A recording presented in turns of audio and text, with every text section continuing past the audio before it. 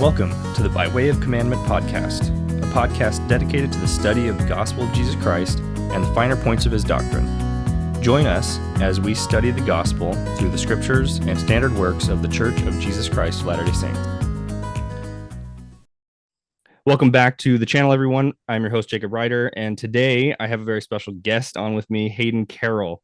Now, for the listeners who have been watching this channel for any length of time, you know this face, you know Hayden Carroll, because many of you also follow the Thoughtful Faith channel as well, and you've seen Hayden and Jacob and a number of other people talk about various different topics related to the gospel of Jesus Christ.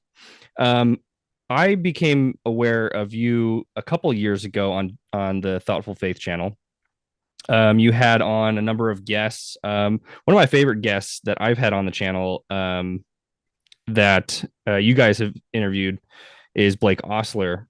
Very interesting guy, very intelligent. I've read his books. And so that was, I think, my introduction to who you guys were at the time. That was maybe a year or two ago now. And then since then, I've seen you pop up on a number of other channels as well.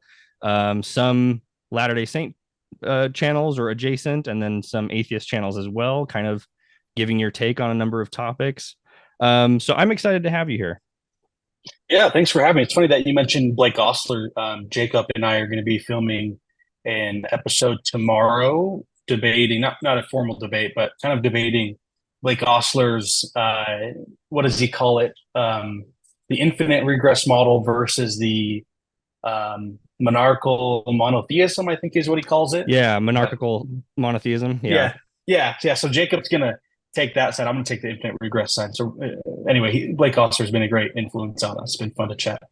Yeah, and I love that interview with you because you guys had kind of it's fun to watch that interview because you can kind of see you and Jacob asking questions, but also kind of thinking in real time about some of the things that are said in that conversation. And I know in that interview, Blake threw a couple things out there that are that made you question a couple things, and you had some great responses and questions in return as well. And so that was a good, just a really good conversation. So yeah, we'll hash out that topic tomorrow, and I'm hoping it'll be posted sometime soon. Awesome. Looking forward to it. Well, for the listeners, you're probably wondering what exactly we're going to talk about. Hayden, you had mentioned somewhere, probably another podcast or somewhere, that you are also a Freemason on top of an active believing member of the church. And so I thought that this would be a really interesting opportunity to dive into Freemasonry and its connections to the church. Maybe give a little overview of some of the history of Freemasonry in the church and how they've been intertwined in the past. But first, I kind of wanted to get into your story a bit. How did you become a Freemason? Yeah, it's a great question. So I'm from Arizona in the greater Phoenix area, and I served a mission in Salt Lake City, Utah from 2013 to 2015. And when I was there, I remember at least one guy in particular. There may have been a few others, but one guy in particular we met just walking through an apartment complex who was an active Latter-day Saint, who was also a Freemason. And I didn't really know what that was at age 18 or 19, but that was my first interaction with a Mason in real life. And we talked with him for a few minutes, and then we went on our way. I don't think he was actually in one of our wards. We were in the young adult stake at that point, so we didn't have an interaction with this guy. He was a little bit older. So anyway, I had a mission companion as well, Elder Harward. You may have seen, Jacob's actually interviewed him, Timber Harward. He oversees the Beacon ministry. Timber was one of my mission companions for transfer. And he, although he wasn't a Mason, he knew a lot more than I did about Freemasonry and knew a little bit of the history. And so him and I talked about it for a little bit. And then when I got home from the mission, I really didn't think of it much until I went to college. And as I engaged with, the faithful and the non, theists at college, there were many times in person and online where people would bring up Freemasonry and the church and Joseph Smith. And I said, hey, I met somebody who was a Mason and a Latter-day Saint. And so I was just curious, and so I called up Elder Harward and I said, "Hey, I know you knew a little bit about Masonry, but did you join, or how do I look into this?" And he said, "Although I haven't joined, the easiest thing you could do is just look up their number if they have a lodge in your town, which they did in Cedar City, Southern Utah." And he said, "Call up the secretary and tell them you're interested in learning, and they probably will invite you to come to the lodge and learn more." So that's what I did. I kind of my mindset was that if I wanted to, right, because a lot of people critique the church and Joseph regarding stealing the temple endowment, and so Right. I wanted to know for myself, like, how similar is the temple endowment with these Freemason rituals? And I know you can look it up online and things like that, but I figured the best way, and really the only real way for me to know for myself, is to simply join them. So that's what I ended up doing. I ended up meeting with them for about 6 months, over several times a week for 6 months, and then petitioned the lodge and was received my 3 degrees: the entered apprentice, the feldcraft, and the master mason degrees. So yeah, that's kind So of my introduction to it. yeah, so this is across a 6 month span that you were meeting with them pretty regularly. Hmm. What did those meetings look like? What exactly was discussed? I mean, share Hmm. whatever you're willing to share, but what does that Yeah, look like? well, those meetings weren't their stated meetings. They weren't formal in any way. They were very informal. The lodge in Cedar City is a pretty good sized lodge. It has an upstairs and a basement, and so, or a ground level and a basement. And so what they would do is on Tuesdays and Thursday nights, and I think they still do it to this day, is they just meet up there and they hang out and they talk and they play board games and they drink their coffee and they have drinks for people who show up, right? They offered me water. They knew I was a Latter-day Saint, or they offered me soda or whatever it may be. But that 6 month period, the reason that it was exactly 6 months is in order to petition a lodge, you have to know someone from that lodge for at least 6 months so that they can sign your petition. They have to say, "I know this person," and basically they're worthy to become a Freemason. And so that was kind of a vetting process. And then I'm sure they do a background check on you and they kind of just see, are you a good fit? Are you serious? Are you dedicated? And so after 6 months of going once or twice a week, every week from, I'm trying to think, it was probably, let's think, maybe 2016, end of 2016 to beginning of 2017. I was meeting with them, and then I think I received my first degree, entered apprentice in March of 2017, if I remember correctly. So, yeah, those meetings are just very informal, and I could ask as many questions as I wanted, and they would share what they could. And yeah, it was really fun. I played a lot of Monopoly, played a lot of Battleship. It was just hanging out and chatting with them. They're really nice. Kind of just like a elders quorum get together. Yes. Yeah, it was like a game night, but Yeah. there wasn't always board games, but a lot of the times they had them, and just for fun to pass the time. And it was kind of an open house. That's kind of their invitation. If you want to come learn more, we're always here. They went Okay. twice a week. And they're pretty open about just whatever you wanted to ask or Hmm. whatever, they'd be Yeah, happy to talk. yeah. At least in the jurisdiction of Utah, they can share a lot of things, and they can take you in the lodge room. And I have some pictures I can show you. They're kind of similar to Latter-day Saints in the endowment in that they make specific oaths to not share specific things regarding signs, names, tokens, passwords, things like that. But outside of that, they can share quite a bit, similar to how we can in the endowment, in the right setting and for the right purpose. Sure. So during this time that you're kind of um, petitioning the lodge and you're getting ready to enter your first degree, did you have any Mhm. pushback from like friends or family of like, what are you doing? Yes.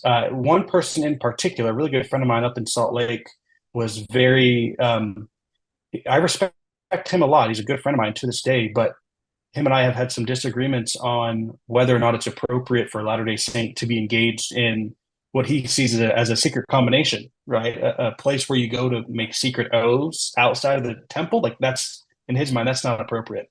And a lot of Latter-day Saints feel that way. And there's a lot of propaganda against the Freemasons regarding devil worship and, taking over the world and the Illuminati. And I mean, how Hollywood kind of portrays. Sure. Uh, Well, and a lot of those types of arguments I hear most often from well-meaning, well-intentioned um people, particularly I think this is really popular amongst like Protestant evangelicals.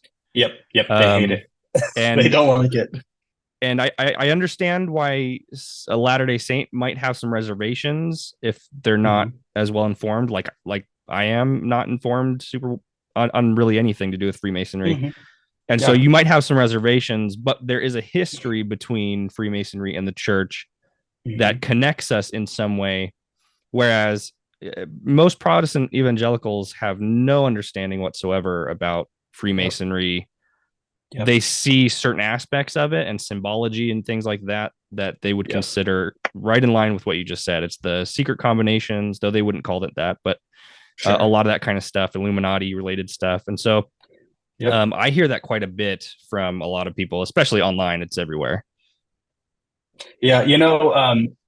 As a Latter-day Saint, as a covenant bound Latter-day Saint, disciple of Christ, my loyalty truly lies with the Church of Jesus Christ of Latter-day Saints. One of the reasons I've remained a Freemason, is because the church has come out in the past 2 or 3 years explicitly saying that members of the church that they do not bar or prevent Latter-day Saints from becoming Freemasons. If President Nelson came out tomorrow and made an announcement and said, if you're a Latter-day Saint and a Mason, you need to resign from the Freemasons, I would resign immediately. There's no question about that. But because they have explicitly said it's okay, I don't see any issues there. I mean, we can talk about, I'm sure we'll get into the history of Joseph and Joseph Smith Sr. and Hiram and Brigham and John Taylor and Wilford Woodruff. They were all Freemasons. So for a Latter-day Saint to turn around and then say it's of the devil doesn't really make much sense. They're probably speaking out of ignorance, that they just don't know. Kind of like you said, it's kind of a fear of the unknown. Yeah, yeah, for sure. Um, so what exactly can you tell me about how Masonry functions, what its goals are, what Mm-hmm. exactly is it? Because I you can go online, you can read a whole number of different things, but I think just generally speaking, the best way that I've managed to um, conceptualize what it is at its core is kind of a fraternity. It's a brotherhood of like-minded Mm-hmm. individuals that want a strong brotherhood and help each other. Yep. Is that kind of is that what is it? Yeah. Yeah. It's a great question. I actually have a slide that I can show you. Is it okay if I share my screen? Yeah, of course. Um, as I told you before the show started, as I've been invited to speak on this topic in different forums and venues, I've created a little PowerPoint that will answer a lot of your questions. And I'd rather just pull it up because it'll give it to you more straightforward than I can, probably off the cuff. Tell me if you can see that.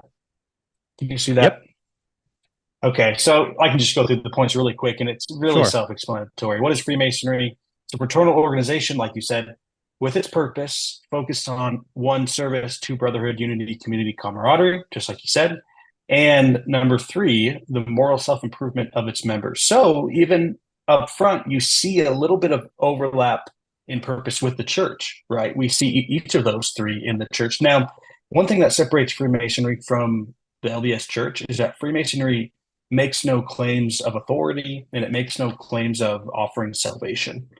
It's a very they may talk about the ether and they may talk about divine things, but they're not saying you must join us in order to obtain salvation or anything like that. So it kind of serves a different purpose, a little bit of overlap.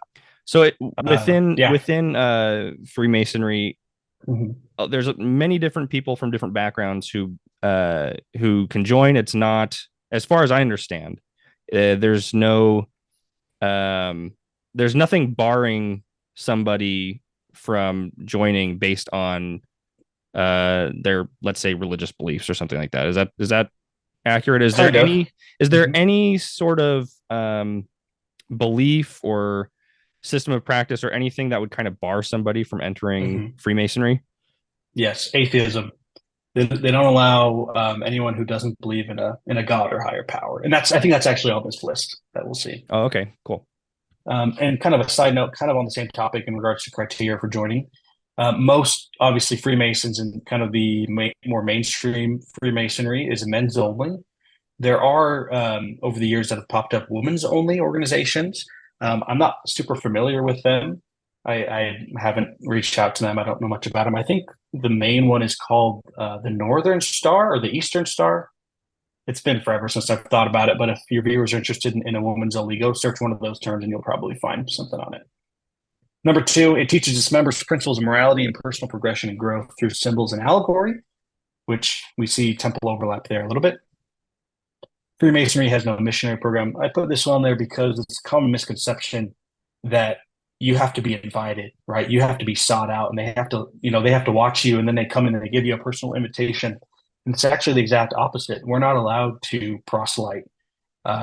We can talk about it a lot, and if you want to get a Freemason talking, just ask him about the lodge and about that, and he'll talk to you about it.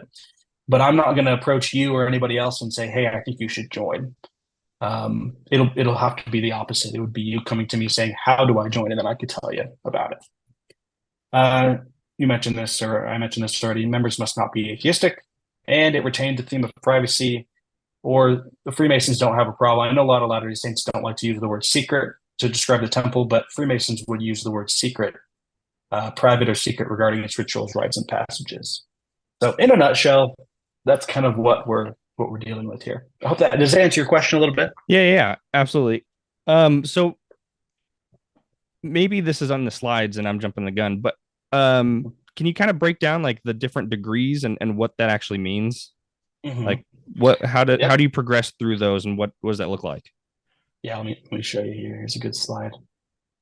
So I hope your viewers can see it on the left side. There's a little chart somebody made. I just got it off Google, but it's really well made, of the different degrees. And it looks confusing, but it's actually not. I can kind of explain it to you. I put Joseph on there because one of the most common misconceptions about Joseph and his relationship to Freemasonry is that he became a 33rd degree Mason in the Scottish Rite, which I can talk about in a second. But that's actually, as far as I understand, not true. Joseph, as the records show, only progressed to be a Master Mason, and he did it very quickly. I think it was the governor of Illinois who was, or it was the Grand Master of Illinois who was running for governor of the state who invited Joseph and Hiram to become Master Masons on site, is kind of the term. So they progressed very quickly within days from the first, second, and third degrees. If you look on the bottom there, underneath those symbols, you have the entered apprentice, and it says Blue Lodge on the bottom. Blue Lodge Masonry is the three main degrees. So when you hear someone say that they're a Master Mason, they're talking about first, second, and third degree within Blue Lodge Masonry. Now, once you receive your third degree Master Mason, the sublime degree of a Master Mason, you're able to be involved with other like sub or side organizations to Masonry and progress in other degrees in those organizations. So on the left, we have the York Rite. You might see towards the top of the left, on the top of that compass, to the left of that, you see Order of the Knights Templar. Do you see that? Mm-hmm. Yeah. That may sound familiar, right? Anciently, but more modernly, these are different Masonic organizations that basically have built off of Blue Lodge Masonry. And although the numbers get higher for degrees, the common Master Mason, we don't see those degrees as higher. It's more of a vertical move, right? The highest degree of a Mason is the third degree Master Mason. Although you can progress through these other rites. On the right is the Scottish Rite. In Cedar City, I think there is, I think they offer both of those. Maybe the York Rite. It's been a while since I've talked with those brethren. I guess I should let you guys know that although I currently, let me show you my dues card. Make sure this is the right one. This is 2023. Yeah, so you can look on here. I don't know if you can see it very well. It's like my temple recommend basically for the Masonic Lodge. You get into any lodge in the world with this thing.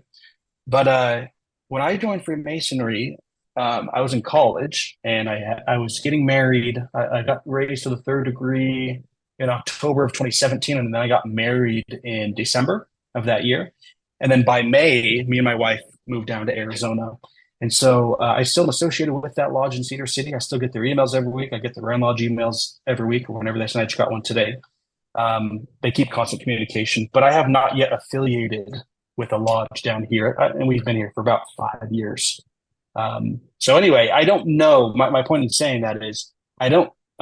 Not every single lodge offers these degrees, but where it's available, a Master Mason can kind of petition or seek out those extra degrees. Interesting. So there's quite a bit on the Scottish Rite side. Yeah, yeah, there is. And unfortunately, I can't tell you much about it because I don't know much about it because I'm not one, right? Well, what's interesting to me is the symbology here. Um, Hmm. on the York Rite side, obviously, I think people would recognize the name Knights Templar. And Yep. the symbology there, you have a cross there, the Order of the Red Cross. Yep. And then on the Scottish Rite side, I see a number of uh, Jewish or Hebrew symbols as well. Yep. So there seems to be quite a diverse uh, range of at least symbology in the case of these various Hmm. organizations. Oh, absolutely. Yeah. I mean, the whole organization is built around symbols. So absolutely. So can you kind of explain a little bit of the general history of Freemasonry? And is there, Hmm. because I hear a lot of things, particularly online, as I try to read up on some of the stuff. There seems to be quite a few different opposing voices in how and where Freemasonry really got its start, Yep. and what that would have looked like Hmm. compared to, let's say, the mid 1800s, at the time that Joseph Smith and the church would have become acquainted with it. Hmm. Absolutely. I have a slide for that. Let me scroll down here a little bit. Right here.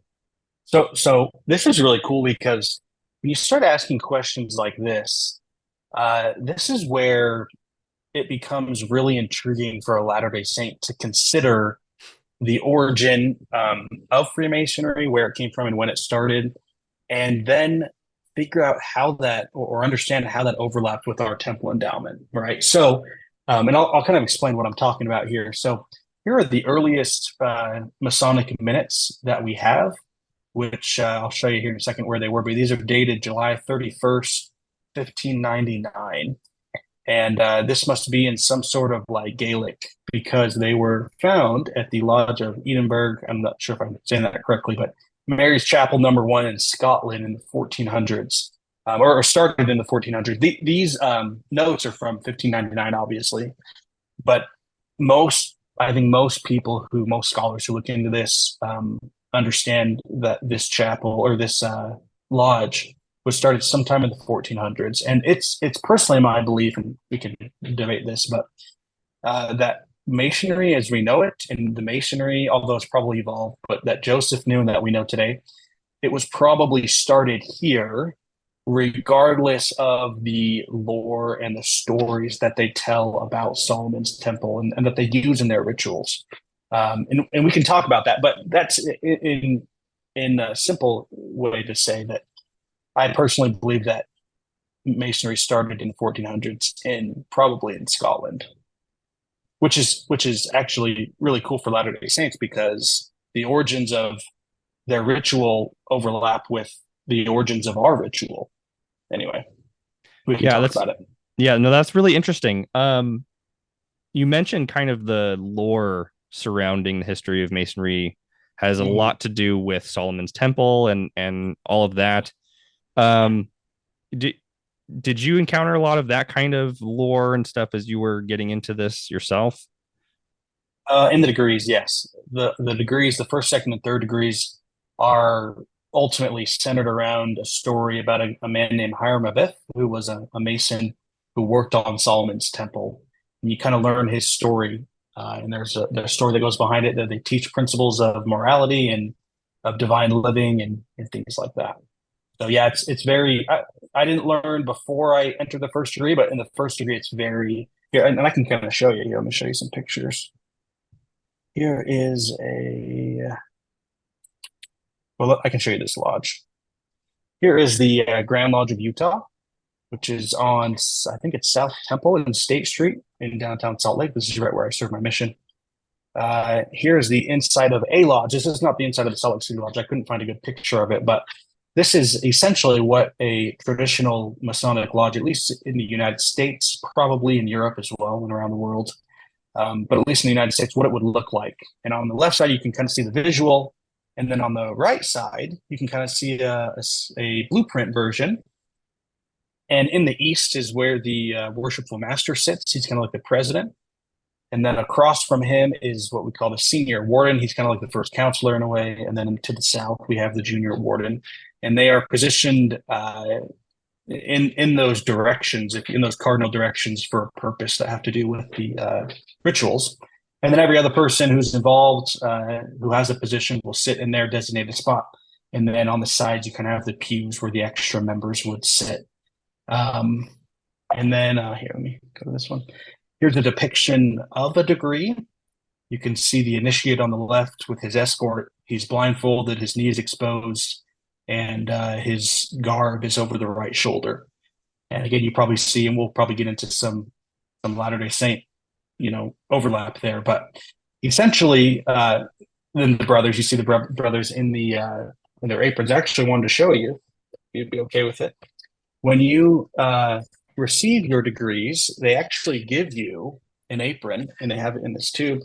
Kind of a fun fact here is that just like Latter-day Saints would be buried in their temple robes with their temple apron, it's traditional for a Freemason to be buried when they die with their Masonic apron. So I can show you. Let me open this up. It's very basic, similar to the ones you see in the picture. And essentially, something that's really cool about this is, and it was rolled up, so but it's supposed to be down like that. The way that you wear your apron identifies you in the story and in the lodge. The story of Solomon's Temple and in the lodge, based on how you wear your apron, it identifies you as a different degree. So anyway, that's just kind of cool.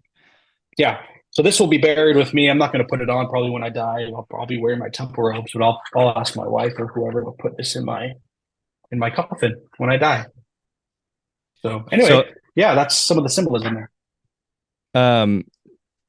So we can get into this a little bit more later, but I wanted to get into the history between Latter-day Saints and Freemasonry. And a lot's been said about the rituals and the symbology and things that are used in Masonry that were adopted by Joseph and the brethren at the time that Joseph was essentially putting together what would eventually become the endowment of the temple.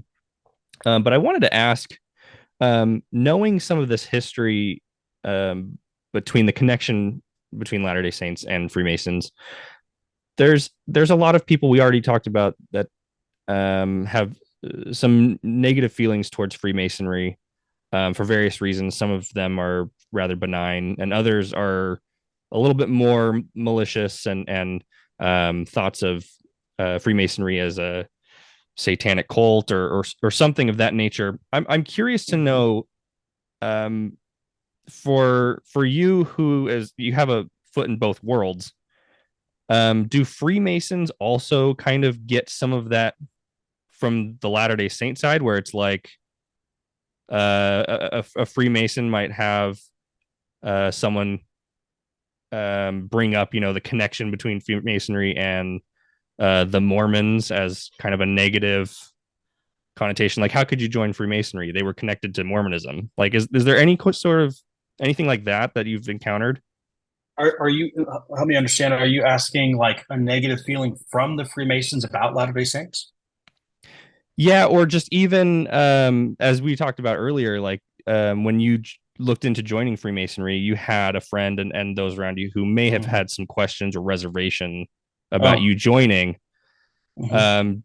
Is there any sort of feelings that are similar to that from the Freemasonry side about Latter-day Saints? Okay. That's a great question. I think in the past, yes. I have not, because I joined a lodge in southern Utah. Most of the guys were inactive Latter-day Saints, and they didn't harbor any harsh feelings towards the church in any way.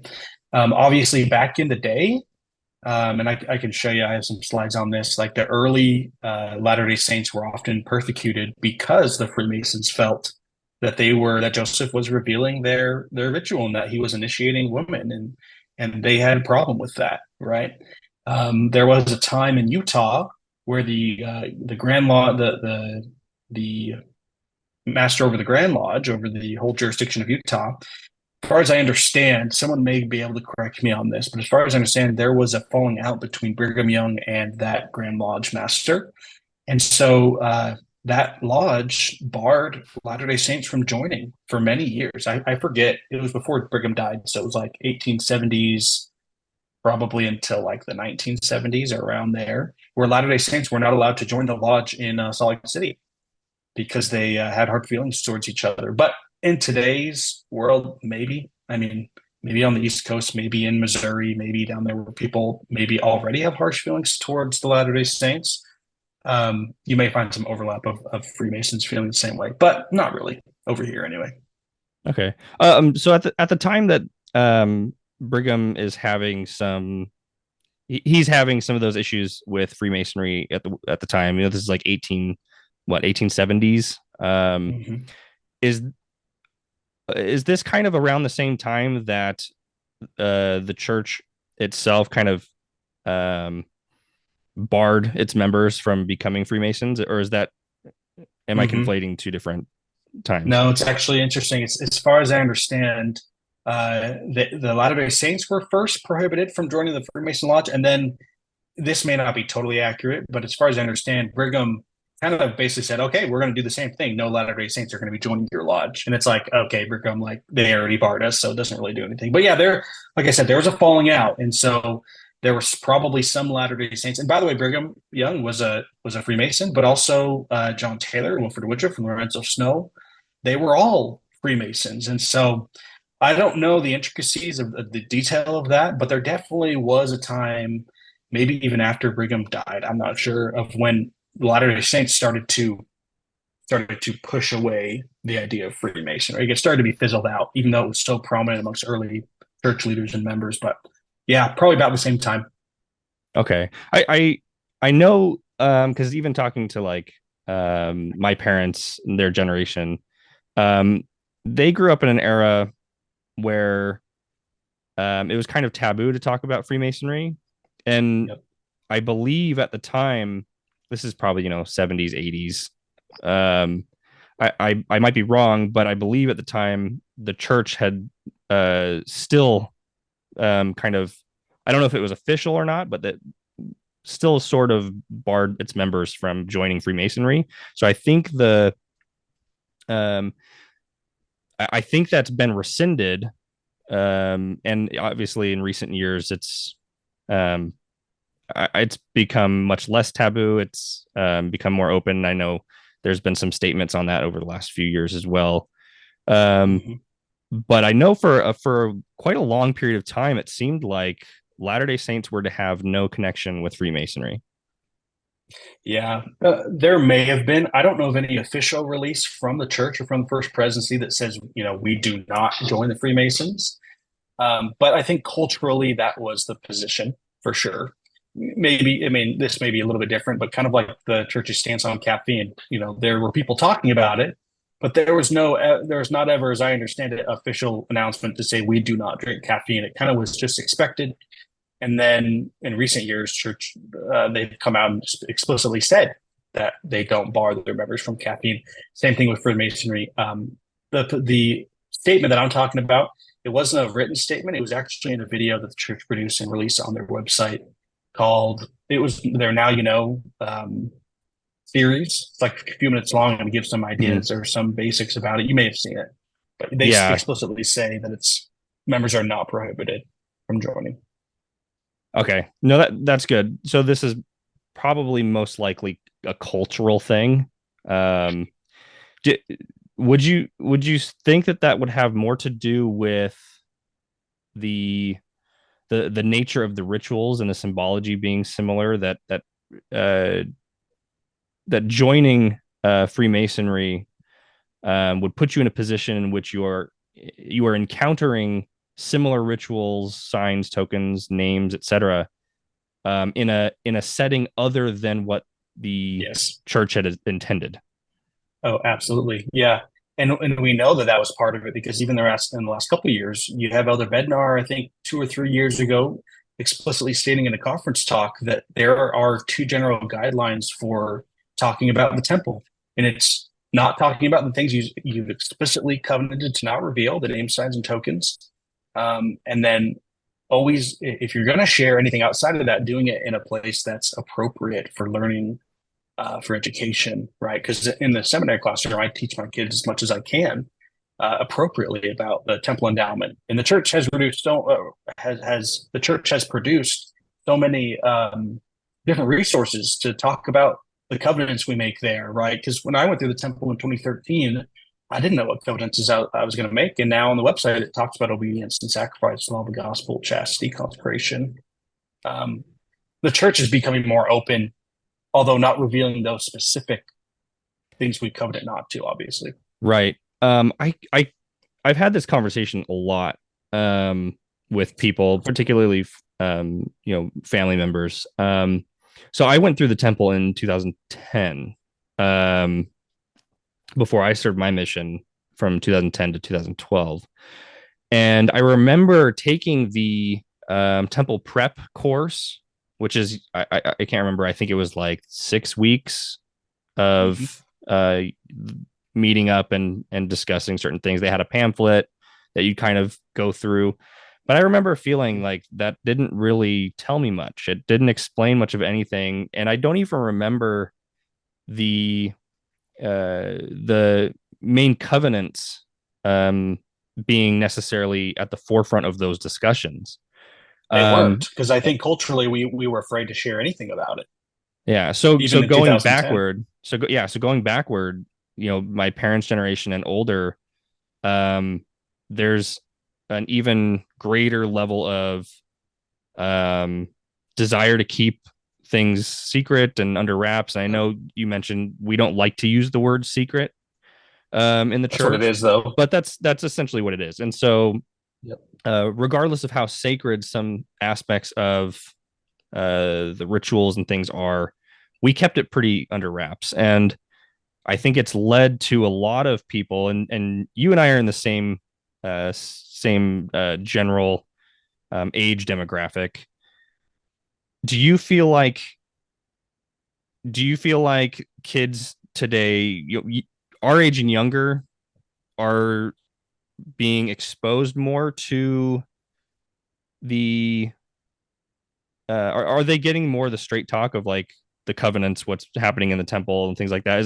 Do you see it being much more open? Because I know the church has made quite a bit of effort in the last few Mm-hmm. years to produce materials to Yep. help kind of guide those discussions in a faithful way. Yep. But at the same time, I feel like there's still a lot of this air of secrecy. Mm-hmm.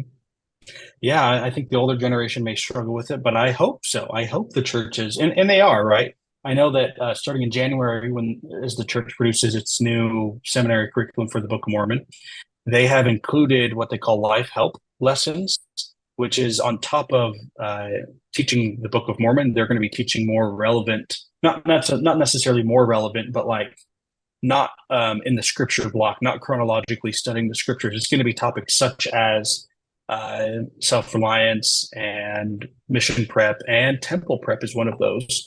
And I have no doubt, I haven't seen the curriculum yet, but I have no doubt that they're going to be sharing more than any other generation has had access to. And we have access to it already, but I'm talking about like the youth today, like ages 14 to 18. They're going to be getting, if they're in seminary, a standardized uh, curriculum that talks about the temple more deeply than we ever have, which I think is so awesome, considering especially what Elder Bednar said in that past conference about he almost says we should talk about it more appropriately uh, without revealing those key things. Yeah, it's interesting because I even go back to there's a number of different conference talks from President Ezra Taft Benson has a conference talk, and then there's another one from the 80s as well, Mm-hmm. in which there are certain aspects of the temple that are explicitly mentioned in a general conference talk by a president of the church or Quorum of the 12 member.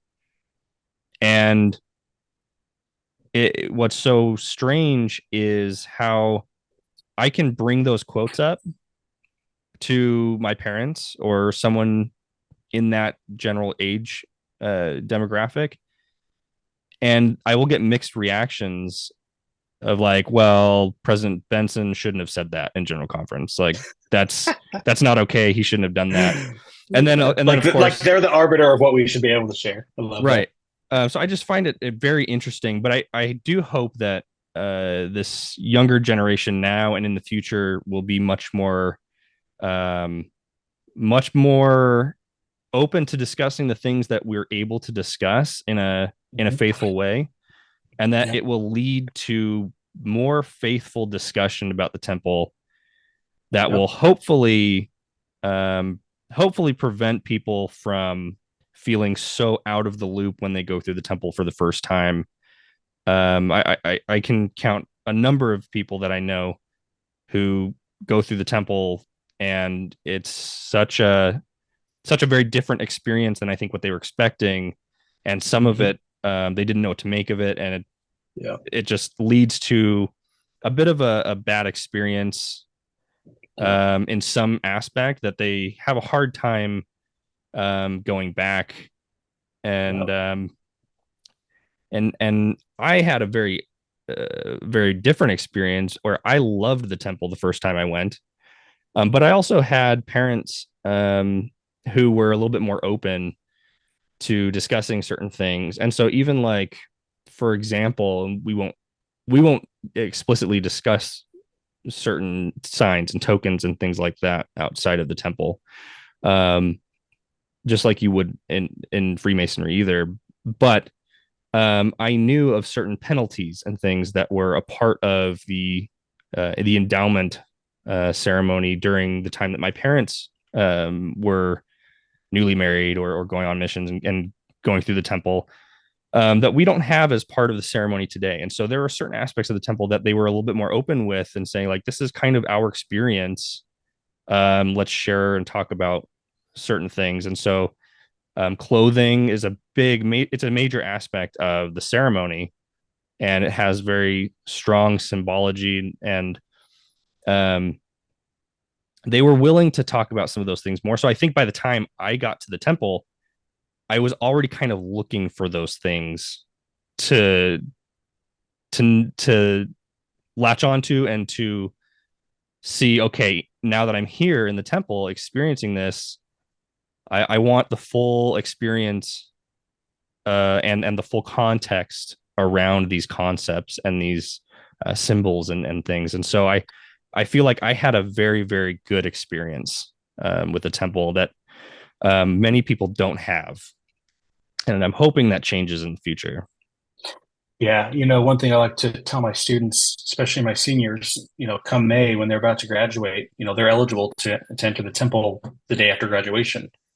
Regardless if they're serving a mission or getting married or whatever, if they plan it ahead of time, the brothers can get ordained and the sisters can set a date to go get endowed. One of the things I like to tell them, and as we've been talking throughout the year, I try to share these things with them.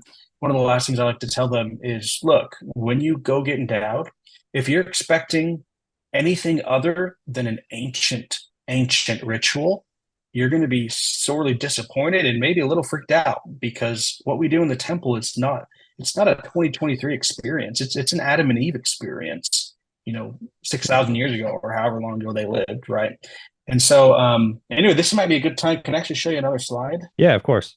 I don't want to derail you, but I think this is really helpful for Latter-day Saints to see.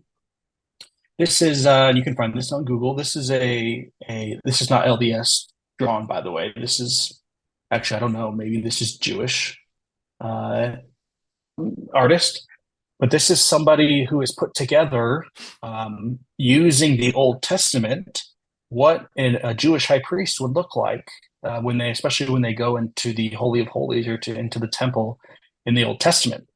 And so, as you look at that as a Latter-day Saint, the first thing that stands out to me is the hat, right? When I saw this, I'm like, okay, now that makes sense why our hats look like baker's hats. That was my first impression when I go into the temple, and I'm like, what are these weird hats we're wearing? But it's symbolic of a crown, right? And it's similar to what what the Jewish high priest would wear when he went to the temple. Um, when I share this presentation, usually I just highlight this one. The ephod or ephod is an apron-like garment held together by a girdle fastened at the front. So if anyone's watching this, as a Latter-day Saint has been endowed, and you also realize the bare feet. There was a time a few years ago where we used to take off our shoes as part of the temple when you change the shoulder, which we don't do anymore. But there's when you go through the temple endowment, realize that your clothing is very symbolic. And it's not something that Joseph Smith just made up. It's not just because he thought it looked cool. It had ancient origins as found in the Old Testament. Right when you go through the initiatory, you learn that, the Lord said, "Take Aaron and his sons before the tabernacle of the congregation of the temple and wash them, anoint them, and sanctify them, and put upon them the holy garment." Like these are Old Testament rituals that the church I think, is pretty open about that. We just have to be willing to look for it.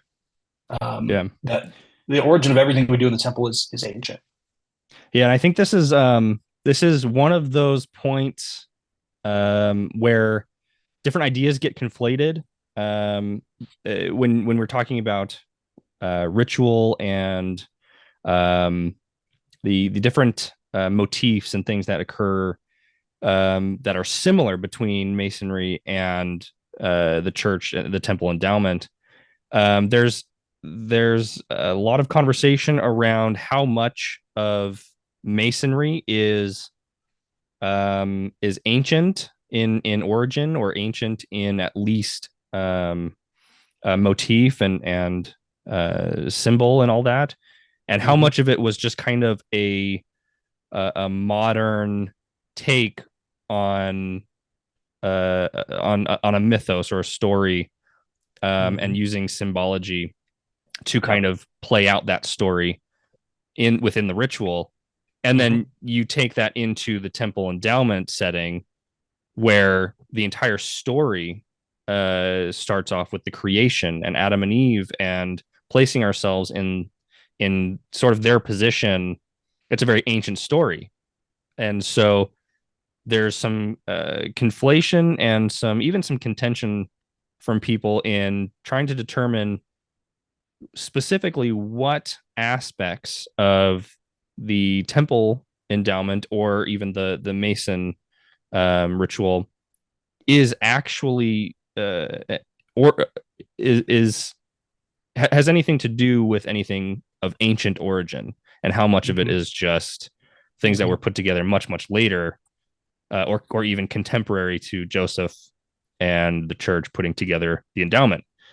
And you look at a slide like this, which I love. I've used this picture before in explaining some of the similarities in clothing, and this very clearly is Old Testament clothing, Old Testament language. You go to Exodus and even Leviticus and stuff, where it has or Deuteronomy, I mean, where it has specific laws and things surrounding what the priests were to do, how they were to behave, and what they were to wear, and all these different things that went into their service as priesthood bearers. Essentially, these are very ancient concepts, just brought into a modern ceremony. Yes. Let me show you. This might be a good time to go here. If you'd be okay, I think this would be good ways to talk about ancient things.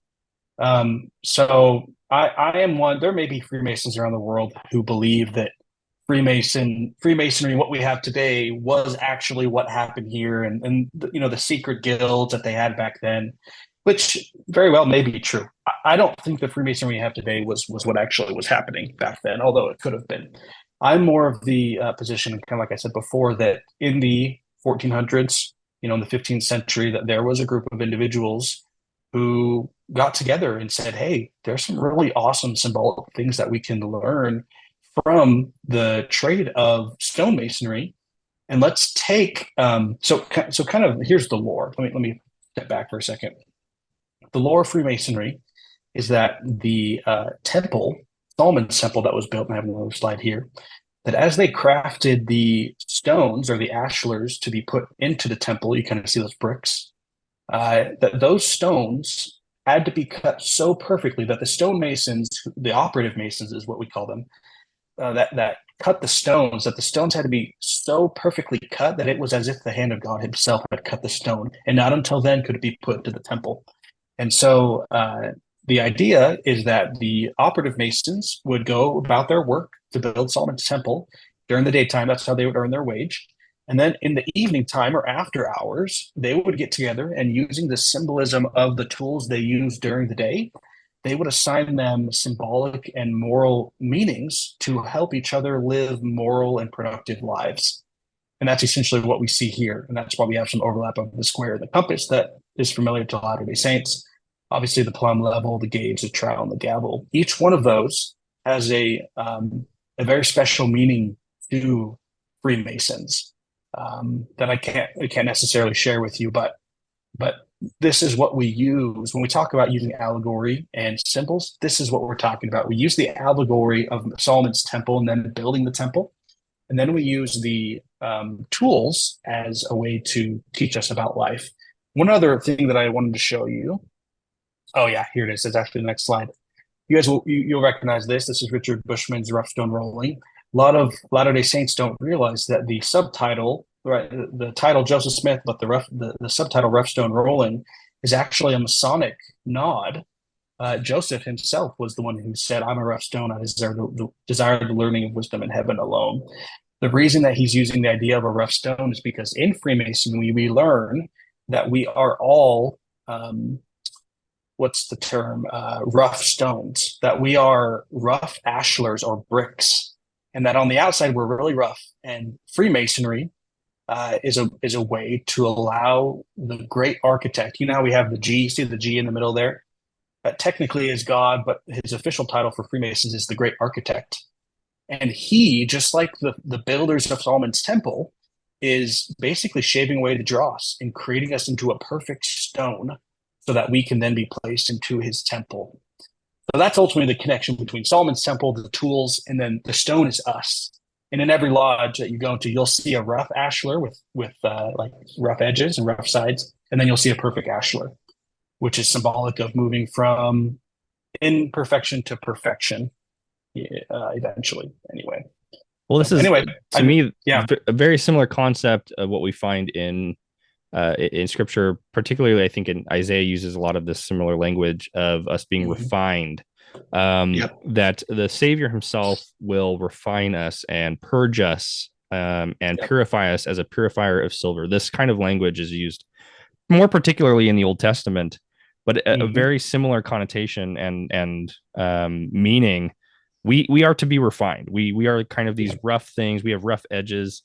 If we are to act out our full potential as children of God, then we need to be refined and purified and sanctified by the atonement of Christ and obedience to him. And so this is a very, very really cool visual, I think, representation of that concept. Yep. And realize, though, that in the Church of Jesus Christ of Latter-day Saints, we're more concerned about spiritual refinement, right? And sin, kind of is what I'm saying. Freemasonry, we don't talk about sin, right? We don't talk about the consequence of sin. It's all about moral self-improvement.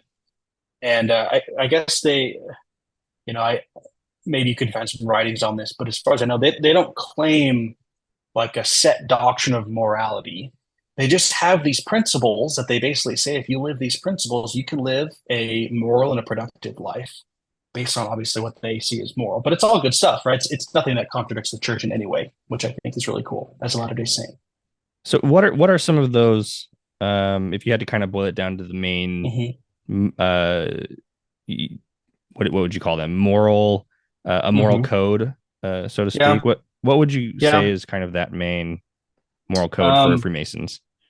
It's a good one. Can I show you another slide? Mm-hmm. Oh, wow. That's actually the next slide. So I'm going to answer your question in a roundabout way, but I'm going to answer it.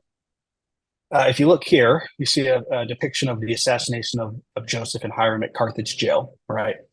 When I was in Salt Lake not too long ago, I was at the Church History Museum on the west side of Temple Square. And as you go towards the end of that little presentation or the end of that museum, they have, I think it's the actual clothes of either Joseph or Hiram or both of them. You see the bullet holes. It actually might be Hiram. And anyway, they always have a really sweet senior missionary there. It's usually a sister, and she's there to tell you about assassination and all these things. And a couple of years ago, I was there, and I just asked her a question. I said, "So we know that a mob right, kill Joseph? And she said, well, yeah. And I said, do you know who was in that mob? And she said, to be honest, I don't really know. And I don't think, as a greater church, we ever talk about who was in the mob of those who killed Joseph. But there is a theory that Freemasons, especially those in Utah, love to cling to, and I really like it. This is Doctrine and Covenants 135, where we learn that Joseph and Hiram were shot at this time by this many people. And then this is where it gets cool for Freemasons. Hiram was shot first and fell calmly, exclaiming, "I'm a dead man." Joseph leaped from the window and was shot dead in the attempt, exclaiming, "Oh Lord, my God." So to answer your question about what's the morals of a Freemason, the number one moral that they have is to look out for their brothers. And although I can't share with you all of it, those words that Joseph is shouting are related to a distress call that a Freemason would use when he's in trouble to help call for the assistance of his brothers. And so it's thought by lots of people, I think from all angles, that there were some Freemasons in the mob that killed Joseph and Hiram, that they maybe have been upset about him exposing their ritual. There's actually a quote from Heber C. Kimball where he thought this. Masons, it is said, were even among the mob that murdered Joseph and Hiram in Carthage jail. Joseph, leaping from the fatal window, gave the Masonic signal of distress. By the way, Heber C. Kimball was a Mason himself.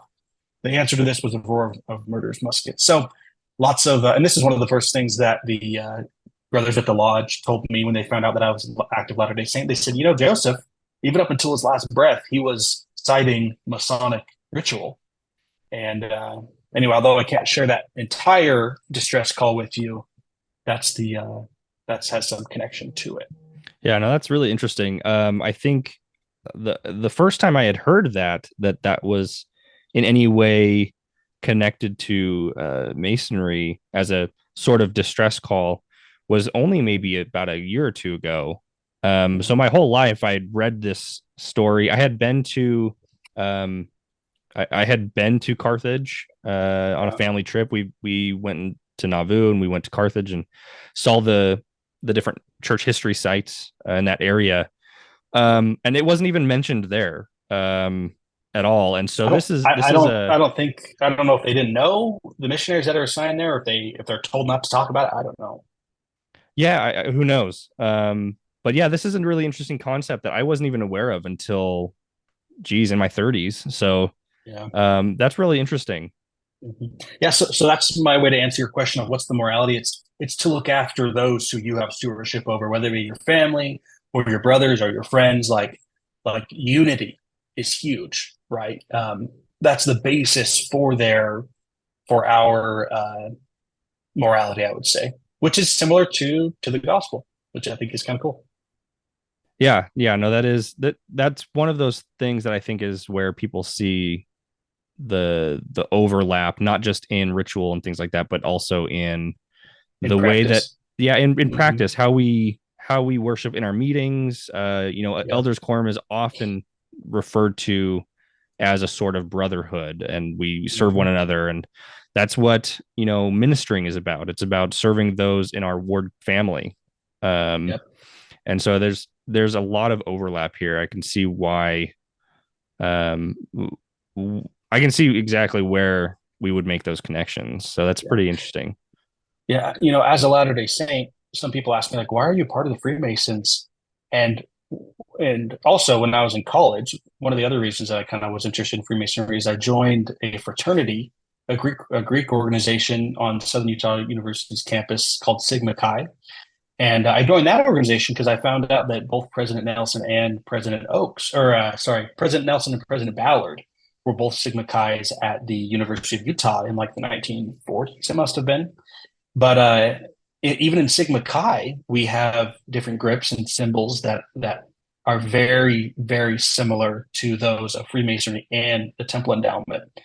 And so anyway, one of the reasons I really love these kind of organizations, including Sigma Chi and Freemasonry in the church, is because they all have a common goal. Although the church holds the authority for salvation and the keys and those elevated things over these other organizations, one thing I really like about those organizations is they're all focused on self-improvement, right? They're all the purpose of them is to serve others and help yourself become a better person, right? That's what they share anyway.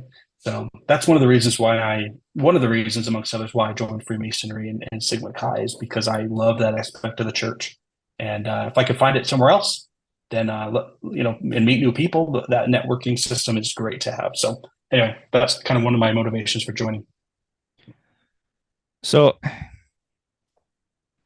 I kind of want to back up a little bit into a couple things. I want to ask, like, how much do you study about like church history and its connection to Freemasonry? Are you pretty well versed on that? Because this is a topic that I'm very new to looking into, and so I feel like I don't know very much about Mm-hmm. this time period, even in the church. Mm-hmm. The Saints novels are Yeah. the church has produced have been really great um, uh, history books about the church. But even then, Mm-hmm. there's still only so much you can say in limited, you know, amount of Yeah. pages. And so, how much um, how much of Freemasonry was really integrated into the church at that Mm-hmm. time period, as in Nauvoo, as they are essentially putting together what would become the temple Mm-hmm. endowment. Yeah, I think a lot. Now, one of the issues with studying the connection between Freemasonry and the church is that the only organization that really cares about that history is the church, and so all the resources that we're going to get are mostly. I mean, you can obviously go to other resources, but they're harder to find, right?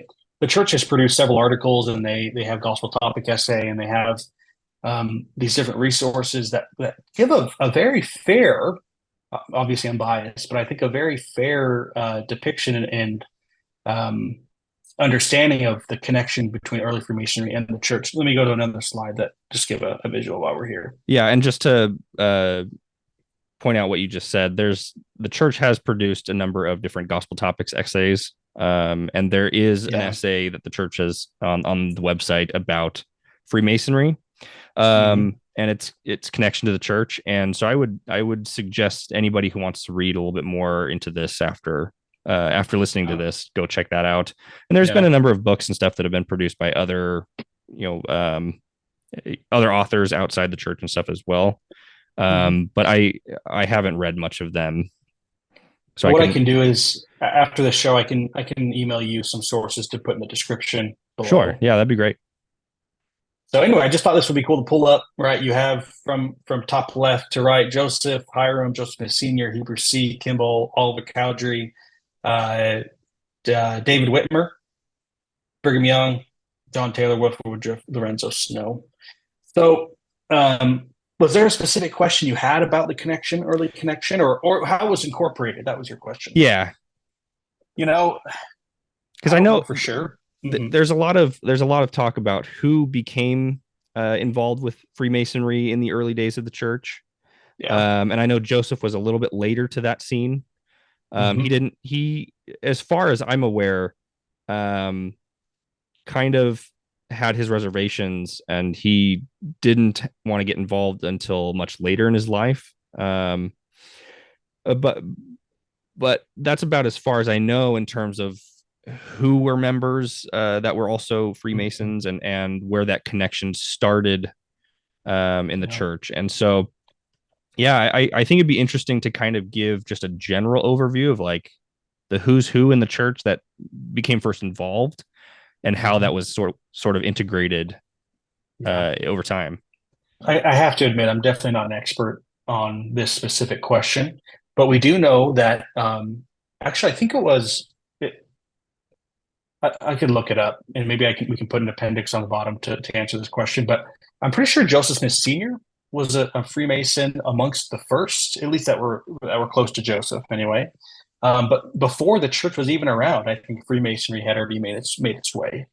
That being said, I'd have to look whether or not it was before or after. I want to say it was before Joseph joined. But you're familiar with the School of the Prophets. Do you Mm-hmm. remember what year they were doing the School of Prophets? I can't remember Um, if it was before or after his initiation. the School of the Prophets, I know for sure it was going on in 1835, Okay, so it was um, before. because Hmm. by then they had this is more my area of what I like to study. But by 1835 and going into 1836, as the Kirtland Temple was being built, the School of Prophets was meeting quite regularly, and they Hmm. had Dr. Joshua Satius, who came and taught them Hebrew, Yeah. and things like that. That's kind of that era. And so I believe the School of the Prophets began somewhere around 1835, if I had to put Yes. a date on it. Yeah. I'm looking at on my phone Doctrine and Covenants 88. And I think it was actually before that. I'm seeing a revelation given to Joseph in Kirtland, Ohio in 1832. And if you scroll down DNC 88 to verse 133, let me read this. And this is kind of has some Masonic feel to it. So I don't know if he was influenced by those who were already Masons, because he wasn't a Mason for 10 years until 10 years after this. Yeah, But this was an introduction, as I understand it, to, is it the School of Prophets? I want to say it is, but a meeting they were having, it says in 130 DNC 88 verse 132.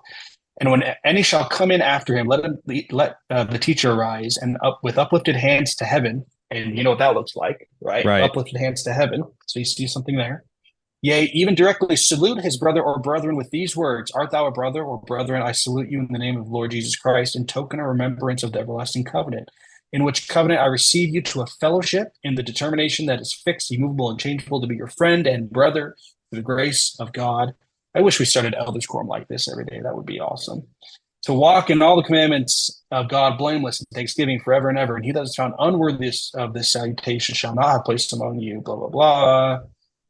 Anyway, you have this kind of more formal, like, initiation introduction almost to these Yeah, meetings, that when you ask about the overlap between early church history and Freemasonry, I get a feeling, I don't know for sure, I get a feeling that that could have been influenced by the Masonic figures in that time. Not necessarily Joseph, because he wasn't a Freemason yet, but I'm sure there were Latter-day Saints who were Freemasons at that time. And I have no doubt that some of that formal, because it's really helpful, right?